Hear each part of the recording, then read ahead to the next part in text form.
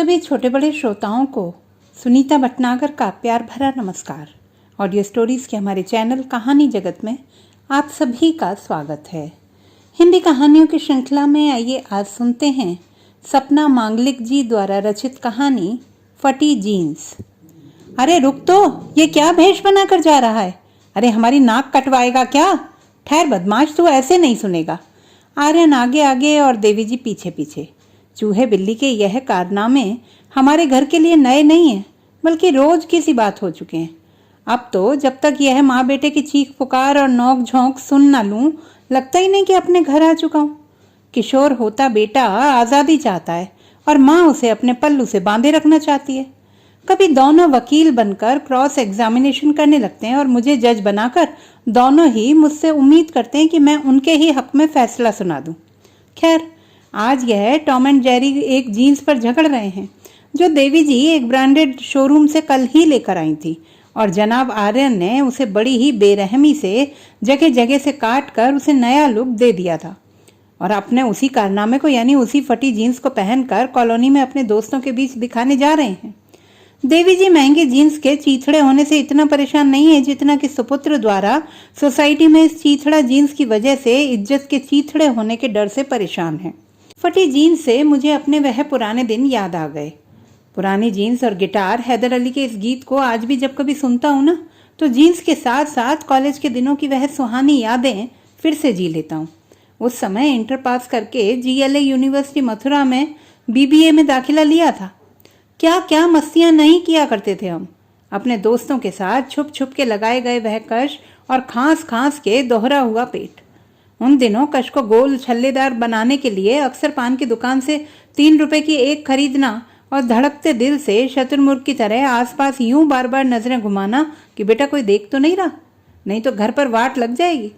College के दिनों में न जाने क्यों वही काम करने में सबसे ज्यादा मजा आता है जो निषेध माने जाते हो, जैसे चुपके चुपके बियर का शॉट लगाना या कन्या को साथ लेकर एक फिल्म देखाना। पूरी फिल्म में उसे छूने की कल्पना कर उत्तेजना में कान नाक का गर्म हो जाना। तमाम पॉकेट मनी कन्या को पैम्पर करने की कोशिश में फूंक देना और अपने मंगलवार के फास्ट का बहाना करके उस गपागप चाटती खाती फ्री में मौज मनाती कन्या को देखकर मन ही मन जीभ लपलपाना। कन्या के साथ बिताए पलों को बढ़ा चढ़ाकर रहस्यमयी कहानी की तरह दोस्तों को सुनाना और दोस्तों का दिल थाम के हर एक मिनट में यह पूछना, फिर क्या हुआ बे, अबे जल्दी मुद्दे पर आना, या फिर चुम्मी ली कि नहीं भाभी की। दोस्तों के सामने अपने आप को दबंग और शेर दिल साबित करने की प्लानिंग। उफ, क्या भूले जा सकते हैं वे दिन। जब कॉलेज के पहले दिन मम्मी ने मुझे जेट ब्लैक रंग की जीन्स और पीले रंग की टी-शर्ट दी तो मैंने बड़े खुश होते हुए पहनी। मुझे लगा कि मेरे दोस्त मेरे नए कपड़ों की दाद देंगे, मगर एक लल्ले ने जाते ही टोक दिया, अबे क्या छोरियों की तरह से नए चमकीले कपड़े पहन आया है? अब तो माचो बनने के दिन है बे। देख मेरा स्टाइल देख। मैंने गौर से उस स्टाइल गुरु को देखा तो उधड़ी जीन्स और हल्की हल्की दाढ़ी और टांगों में गैप देकर खड़ा होने के अंदाज से ही मैं समझ गया कि अब मुझे भी अपना लुक चेंज करना होगा, नहीं तो भाई लोग लल्लू लाल कहकर कॉलेज में किरकिरी करेंगे।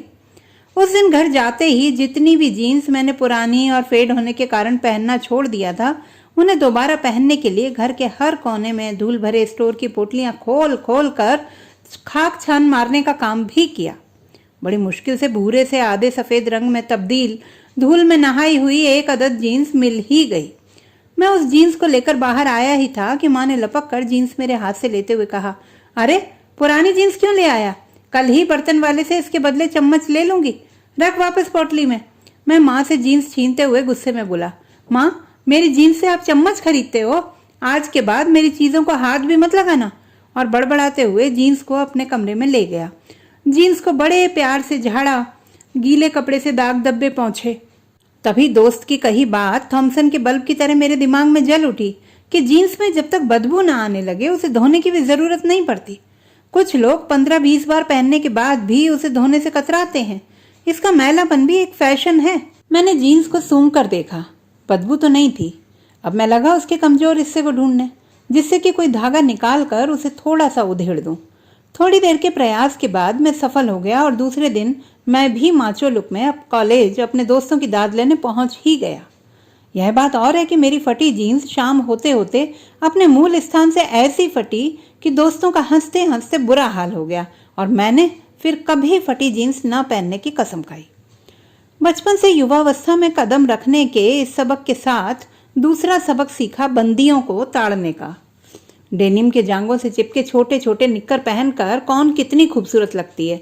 भाई लोगों की भाषा में बोले तो नया माहौल, नई उम्र और नया खुमार, सब कुछ चरम पर था। उस पर उन्हीं दिनों रिलीज हुआ हैदर अली का गीत, जिसे कुछ गिटार बजाने वाले दोस्त गा गाकर बंदियों को रिझाते थे। अपने पास गिटार का हुनर था नहीं, मगर बंदी पटाने का बड़ा मन था। अपन दिमाग के झुंझुने को हिलाकर इस दिशा में सफलता पाने के जुगाड़ तलाश कर रहे थे। एक परम अंतरंग मित्र जो उन दिनों पढ़ाई से ज्यादा वक्त अपने प्रेम की तलाश में खर्च किया करते थे, उनको हर दूसरे तीसरे दिन प्यार हो जाता था और हम उनके लिए खत लिख लिख कर देते थे। चौथे दिन लड़की का सैंडल या थप्पड़ खा आने के बाद उनको बातों बातों में लड़की को बेवकूफ और उन्हें हीरो कहकर फुक्के पर चढ़ा उनका गम भी गलत करना हमारे उस वक्त के जरूरी कार्यों की सूची में था। मेरे उस मित्र ने न जाने कितनी बार, कितनी ही नावों में, कितनी बार पैर रखा यार, मगर फिर भी फाइनल ईयर तक नहीं हुआ बेड़ा पार। मगर फाइनल ईयर में जो घटित हुआ उसे न वह भूल सकता है, न ही मैं कभी भूल पाऊंगा। बात तब की है जब कॉलेज ट्रिप पर हम सभी शिलोंग जा रहे थे। पहली बार इतनी दूर पूर्वोत्तर की यात्रा का रोमांच और ढेर सारी मस्ती करने के सपने आंखों की पुतलियों के इर्द गिर्द नाच रहे थे। अपने अपने बैग पैक कंधे पर लटकाकर गुनगुनाते हुए हम ग्रुप में रेलवे स्टेशन पहुंचे और अपने अपने रिजर्वेशन के हिसाब से सीट भी संभाल ली। थोड़ी देर गाड़ी खड़ी रही, फिर धीमे धीमे झूले की तरह थरथराहट सी देकर गाड़ी ने सीटी दी और धीरे धीरे आगे चल दी। फिर गाड़ी ने धीरे धीरे अपनी रफ्तार बढ़ा दी। मैं गोरकी की किताब निकाल कर पढ़ने लगा कि थोड़ी देर बाद गाड़ी की गति धीमी हो गई। शायद कोई स्टेशन आ रहा था जहां उसे रुकना था। खिड़की से बाहर का दृश्य देखा तो आंखें खुली रह गईं। पलकों ने झपकना बंद कर दिया। चारों ओर ऊंचे ऊंचे घुमावदार बड़े पहाड़ों पर गाड़ी चढ़ती चली जा रही थी। बड़े बड़े हरे पेड़ों में रंग बिरंगे फूल मानो प्रकृति की सुंदरता में चार चांद लगा रहे हों। गाड़ी के चलने से जो हवा खिड़की से अंदर आ रही थी, उसमें ठंडी हवा के साथ साथ उन फूलों की भीनी भीनी सुगंध भी मौजूद थी। मौसम बहुत ही सुंदर और सुहावना लग रहा था। मैं पुस्तक पढ़ते पढ़ते आसपास के लोगों को भी ताक रहा था और मन ही मन सोच रहा था कि काश कोई परी सी सुंदर लड़की यहाँ मुझे मिल जाए और दोस्तों के सामने मुझे हीरो बनने का अवसर प्राप्त हो जाए। करीब 3 घंटे बाद एक स्टेशन पर गाड़ी रुकी और एक निहायत ही खूबसूरत, यही करीब 17 वर्ष की लड़की मेरे ठीक सामने वाली सीट पर आकर बैठी। जी कर रहा था कि उसे देखते ही चला जाऊं, बस देखता ही चला जाऊं, मगर एक तो पीटने का डर, ऊपर से बगल में बैठे दोस्त के खुराफाती जुमलों का डर, जैसे कि अब नौच ही लाएगा क्या आंखों से या कोहनी मारकर कहे तो बात करूं। मैं किताब की ओर से उसे चुपके निहार रहा था। थोड़ी देर बाद चाय वाले की आवाज सुनकर मैंने किताब को एक तरफ रख दिया और चाय लेकर चुस्की लगाने लगा। उसने भी चाय ली और आगे से ही बात शुरू की। गोरकी मेरे भी पसंदीदा लेखक हैं, क्या तुमने इनकी बेस्ट सेलर बुक पढ़ी है? मैंने मुस्कुराते हुए कहा, जी हाँ, बहुत ही मार्मिक है। मैंने इनकी पुस्तकों को पढ़ पढ़कर लेखन सीखा है। उसने आश्चर्य से पूछा, लिखते हैं आप? क्या लिखते हैं, कविता या कहानी? कहीं छपवाया या नहीं? उसके ढेर सारे सवालों का मैं एक एक करके जवाब देता रहा और धीरे धीरे मठरियाँ और लड्डू के साथ हम न जाने कहाँ कहाँ की बातें शेयर करते रहे। लेकिन गौरतलब बात यह थी कि नाम अब तक दोनों ने एक दूसरे का नहीं पूछा। मेरा दोस्त वहां से दूसरी बर्थ पर बिखरे अन्य दोस्तों को ये खुशखबरी देने पहुंचा कि लल्ले ने बंदी पटा ली है। बॉस ट्रेन में चलते चलते ही उनकी फुसफुसाहट को मैं अच्छी तरह से भांप सकता था, जो कुछ यूं थी, अबे साला भीगी बिल्ली बनने का नाटक करता था या तो छुपा रुस्तम निकला भाई। अबे साले की गाड़ी चढ़ने तो पटरी पर एक बार, रायता बाद में फैलाएंगे भाई, क्या मजा आएगा, हा हा। और फिर सम्मिलित हंसी के स्वर गूंज उठे। मैं समझ गया बॉस ये खुराफाती मेरे मित्र बंदी के सामने कोई ना कोई ड्रामा तो करके ही रहेंगे। अंदर ही अंदर थोड़ा सिहर गया था यह सोचकर, मगर उम्र के उस खुशनुमा मोड़ पर बात करने को एक हंसी साथ मिल जाए तो मन कुछ और कहाँ सोचता है, फिर तो हर शय में कमबख्त दिलबर को खोजता है। वह लड़की मेरे दिल के सागर में तरंगे उठा रही थी, न जाने कैसे कैसे सपने दिखा रही थी। कुछ देर खामोश रहने के उपरांत उसने ही चुप्पी तोड़ी। अपना लिखा कुछ सुनाइए ना। मैं इस आग्रह पर पहले थोड़ा सा शर्माया, फिर अपनी भावनाओं को अपनी इस लाइनों में, नहीं सीने में दिल मेरा, यह किसकी शरारत है, काम नहीं किसी और का, खुद दिल की खिलाफत है।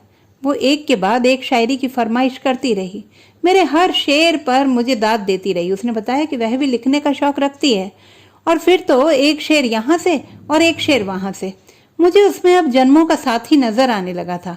मेरे पागल मन ने मुझे उसके साथ रख करके जाने कैसे कैसे सपने संजो लिए। हम लोग एक स्कूटर पर बैठे हैं जिसमें उसने मेरी कमर को कसकर पकड़ा है और अपनी ठोड़ी को मेरे कंधे पर टिकाकर मुस्कुराती हुई रूमानी बातें कर रही है। एक 2 साल का गोरा चिट्टा बालक आगे खड़ा मुस्कुरा रहा है। मैं अपने भविष्य के इन्हीं सुनहरे सपनों में खोया ही था कि मेरा वह दोस्त, जिसके लफड़ों के लिए मैं रूमानी खत लिखा करता था, बंदियों से पिट जाने के बाद उसके दिल और घावों पर अपनी शायरी के मरहम लगाता था, मेरे पास आकर बोला, ले भाई, सुहाना का फोन है। मैं अचकचाते हुए पूछ बैठा, कौन सुहाना? मैं किसी सुहाना को नहीं जानता। दोस्त मुझे झिड़कते हुए बोला, अबे शर्म कर, 4 साल से उससे इश्क लड़ा रहा है और कह रहा है कौन सुहाना? वह बेचारी भोली भाली लड़की कब से तेरा फोन ट्राई कर रही है, ले अब बात कर। मुझे मेरे सपने एक झटके में बिखरते नजर आए। सामने लड़की की तरफ तो निगाह उठाने की भी हिम्मत नहीं हो रही थी। मुझे बड़ी जोर का गुस्सा आ रहा था। मैंने दोस्त के कॉलर पकड़कर उसे बेहुदा मजाक न करने की हिदायत देनी चाहिए कि इतने में टीटी आ गया और गुर्राते हुए बोला, क्या हो रहा है ट्रेन में? मौके की नजाकत भांप मैं अपने गुस्से को दबाकर उसे टिकट दिखाने लगा और कनखियों से उस लड़की को देखने की कोशिश में लगा था। मगर यह मैंने क्या देखा? वह लड़की जिसकी आंखों में 2 मिनट पहले तक मेरे लिए प्रशंसा थी, अब मेरे लिए कुछ भी नहीं था। वह अब मेरी तरफ देख भी नहीं रही थी। उसके बाद मैं भी वापस खिड़की के बाहर कुदरत के नज़ारे ताकने लगा। पहाड़ी को देखा, पक्षियों को देखा, बहुत ही सुंदर जानवर एवं पक्षी थे। कुलाचे भरते हुए पहाड़ी हिरन सब देखा, मगर दिल को कुछ भी अच्छा नहीं लग रहा था। मैं बस उस लड़की को यह समझाना चाहता था कि मेरा दोस्त मजाक कर रहा है। मेरे जीवन में अब तक कोई लड़की नहीं आई है और मेरा दिल उसे ही अपने जीवन की पहली और आखिरी लड़की बनाने के ख्वाब देख रहा है। बहुत कुछ कहना चाहता था, मगर सब कुछ सीने के संदूक में दबा रह गया, बाहर नहीं आ सका क्योंकि बंद होंठों के मजबूत ताले जो पड़े थे। वह लड़की भी बाहर देख रही थी। उसने मुझसे ली मेरी किताब भी बेरुखी से मेरी बर्थ पर पटक दी। रात्रि हो चुकी थी। मित्रों ने खाने के लिए बुलाया, मगर मुझे भूख नहीं थी। मैं रात्रि के स्याह अंधेरे में भी खिड़की के बाहर ही ताक रहा था और न जाने कब मेरी आंख लग गई और जब खुली तो वह लड़की वहां नहीं थी। मुझे यह भी नहीं पता था कि वह कहाँ तक जाने वाली थी और उसका नाम क्या है। मेरे दोस्त ने मुझसे अपनी शरारत की माफ़ी मांगी और मुझे आश्वासन दिया कि शिलोंग में और बंदियां पटाएंगे, मगर अब मुझे किसी और बंदी को पटाने की कोई ख्वाहिश न थी। शिलोंग से लौटने पर वार्षिक परीक्षा दे मैं कंपटीशन की तैयारी में लग गया और दोस्तों यारों से भी एक दूरी बन चुकी थी। सब अपने अपने करियर में व्यस्त थे। मेरी अच्छी खासी जॉब लग गई। मेरी जॉब के पहले दिन जब सबसे परिचय किया जा रहा था तो बॉस ने एक लड़की की तरफ इशारा किया, ये मिस जानवी, 4 महीने पहले ही इन्होंने ज्वाइन किया है। यह तुम्हें सबसे मिलवा भी देंगी और काम भी समझा देंगी। मैं जानवी को देखकर सब पका गया क्योंकि यही मेरे पहला वाला वह ट्रेन वाला प्यार थी। शायद वह मुझे पहचान नहीं सकी, मगर मैंने मन ही मन ठान लिया कि इस बार मौका हाथ से नहीं जाने दूंगा। मैंने ट्रेन की कोई बात नहीं छेड़ी क्योंकि उसे याद दिलाकर उसका वह खींच भरा चेहरा दोबारा मुझ में देखने की हिम्मत नहीं थी। मैं बस प्रेम के पींगे आगे बढ़ाने का मौका तलाश रहा था।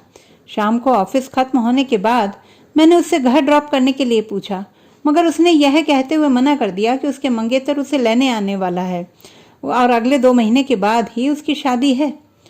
मेरे प्यार की गाड़ी एक बार फिर पटरी से लुढ़क गई। मेरी किस्मत कॉलेज की उसी फटी जीन्स की तरह ही निकली जिसे मैंने धूल धक्कड़ से निकाल कर बड़े ही जतन से पहना, मगर वह एक ही बार में मूल स्थान से ऐसी फटी कि दोबारा कभी पहनने की हिम्मत नहीं जुटा पाया। तो दोस्तों, ये थी हमारी आज की कहानी। आपको कैसी लगी कमेंट बॉक्स में लिखना ना भूलें। चैनल को सब्सक्राइब करें, लाइक करें और मित्रों के साथ शेयर करें।